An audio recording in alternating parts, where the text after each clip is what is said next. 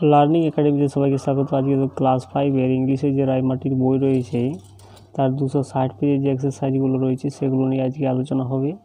তো দেখো আজকে কোন স্কুল, দেখো আজকে হচ্ছে যাদবপুর বিদ্যাপীঠ। তো প্রথম এর কোয়েশ্চেনগুলো দেখো, tick the correct alternative to complete the following sentences. অর্থাৎ কারেক্ট অল্টারনেটিভটাকে এখানে টিক করতে বলা হচ্ছে। একের প্রশ্নটা দেখো, Begum Rokeya was born in an affluent Muslim family, এটা হবে সঠিক উত্তর। এই যে এখানে দেওয়া আছে দেখো, born in an affluent Muslim family.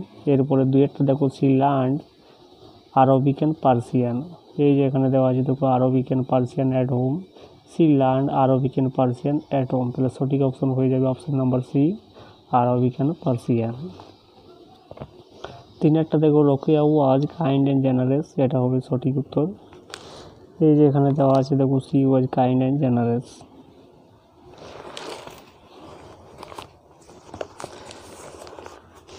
এরপরে বিয়েরগুলো দেখো, complete the following sentences with information from the passage. অর্থাৎ প্যাসেজ থেকে তথ্য তুলে এনে এই সেন্টেন্সগুলোকে কমপ্লিট করতে বলা আছে। একের প্রশ্নটা দেখো, Begum Rokeya change the state of female education in Bengal. এই যে লাইনটা এখানে দেওয়া আছে দেখো,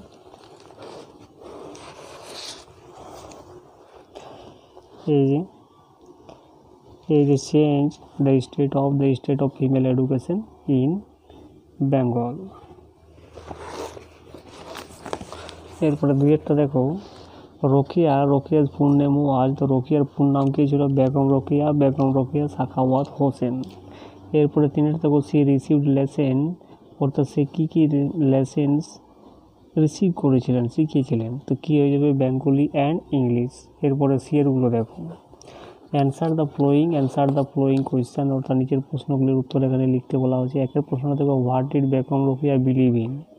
অর্থাৎ বেগম রোকেয়া কোনটাতে বিশ্বাস করতেন? তো উত্তরটা এইভাবে লিখবে দেখো, Begum Rokeya believe in the need of modern education for women. অর্থাৎ মহিলাদের আধুনিক শিক্ষার প্রয়োজনীয়তা বেগম রোকেয়া বিশ্বাস করতেন বা করেছিলেন।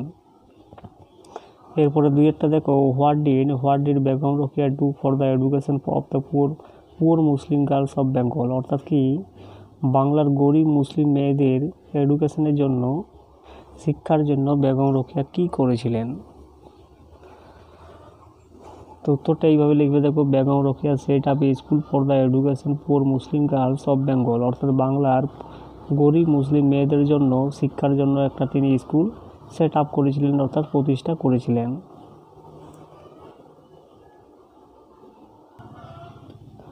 এরপরে ডিএরগুলো দেখো, find words from the given passage that mean the following. অর্থাৎ এই শব্দগুলোর একটা মিনিং এখানে খুঁজে বার করতে বলা হয়েছে। পাওয়ারলেসটা হয়ে যাবে হেল্পলেস, আর ওয়েলদিটা হয়ে যাবে অ্যাফ্লুয়েন্ট, সম্পদশালী। এরপরে আনসিনটা দেখো, tick the correct alternative to complete the sentence. অর্থাৎ কমপ্লিট করতে বলা হচ্ছে, কারেক্ট অপশানটাকে টিক করে। তো একের প্রশ্নটা দেখো, the narrator was trying to stretch is. অর্থাৎ ন্যারেটর ওয়াজ ট্রাইং, অর্থাৎ কি কথক চেষ্টা করেছিল কি স্ট্রেচ করতে। তো কি হয়ে যাবে? Arms and legs. এই যে এখানে অপশানটা কিন্তু দেওয়া আছে দেখো, my arms and legs, I wanted to stretch my arms and legs. এরপরে দুইটা দেখো, something crept up to the narrators, এটা হয়ে যাবে চিন। তিনেরটা দেখো, after the narrator touch the land he fell asleep, এটা সঠিক অপশান হবে ফেল এসলিপ।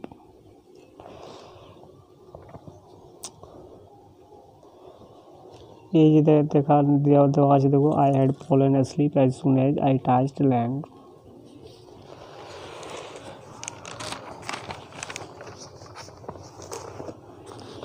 এরপরে বিয়েরগুলো দেখো, complete the following sentences with information from the passage. অর্থাৎ প্যাসেজ থেকে তথ্য তুলে এনে এই সেন্টেন্সগুলোকে কমপ্লিট করতে বলা আছে। একের প্রশ্নটা দেখো, স্ট্রেন নয়েজেস। তো এটা কী হবে দেখো, স্ট্রেন নয়েজেস অর্থাৎ বহু রকমের আওয়াজগুলো came to my ears but I could not by I could do was to look at the sky above.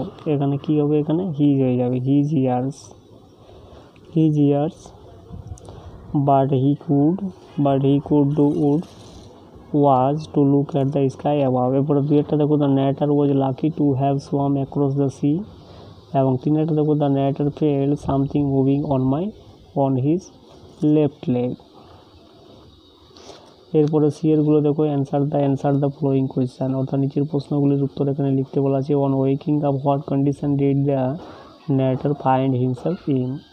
অর্থাৎ জেগে ওঠার পরে ন্যারেটার কেমনভাবে কোন কন্ডিশনে নিজেকে খুঁজে পেয়েছিলেন। তো উত্তরটা এইভাবে লিখবে, দেখো on waking up the narrator found full flood of sunlight stuck his face. এরপরে দুইটা দেখো describe the tiny human being, অর্থাৎ ছোট যে মানুষটা ছিল তার এখানে বর্ণনা করতে বলা হচ্ছে। The tiny human being is about 6 inches tall, অর্থাৎ 6 ইঞ্চি লম্বা ছিল। এরপরে গ্রামারগুলো দেখো, fill in the blanks with articles and preposition. Article preposition দিয়ে এই ব্ল্যাঙ্কগুলোকে ফিল করতে বলা আছে। One day an ostrich ran into our garden, তো এখানে কী বসবে অ্যান।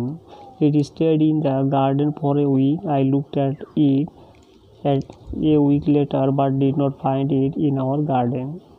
চারেরটা দেখো fill in the blanks with the correct forms of the verb given in the bracket, অর্থাৎ ভার্বের এখানে কারেক্ট ফর্মটাকে লিখতে বলা আছে। এভরিওয়ান লাইকস, অর্থাৎ এভরিওয়ানটা একটা সিঙ্গুলার, তাহলে কী হবে likes to take a break after working for long hours.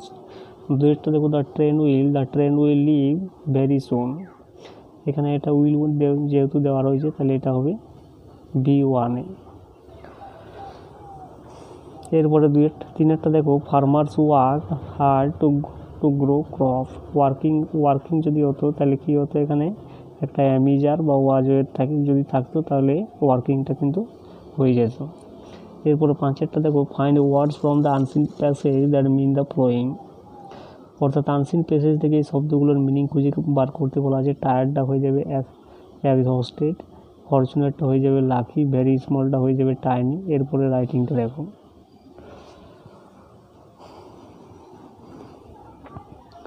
Write a paragraph on winter season using the following form. Winter season নিয়ে তোমাকে একটা রাইটিং লিখতে বলা হয়েছে। এটা কী লিখবে দেখো, winter is one of the most important season in India, অর্থাৎ শীতকালটা সব থেকে একটা গুরুত্বপূর্ণ সিজন ঋতু ভারতের মধ্যে। এটি is a part of 4 season, এটা একটা 4টা ঋতুর মধ্যে একটা অংশ দ্যাট অকার ইন ইন্ডিয়া, যেটা ভারতের মধ্যে ঘটে থাকে। উইন্টার্স আর দ্য কালারেস্ট সিজন, অর্থাৎ কি শীতকালটা একটা কি colourful season that start from December and last till March, অর্থাৎ যেটা শুরু হয় ডিসেম্বর থেকে এবং শেষ হয় মার্চে। People look forward to the chilly days of winter. অর্থাৎ কি লোকগুলো, ইন্ডিয়ার লোকগুলো কী করে, লুক ফরওয়ার্ড তাকিয়ে থাকে to the chilly days of উইন্টারের দিকে তাকিয়ে থাকে।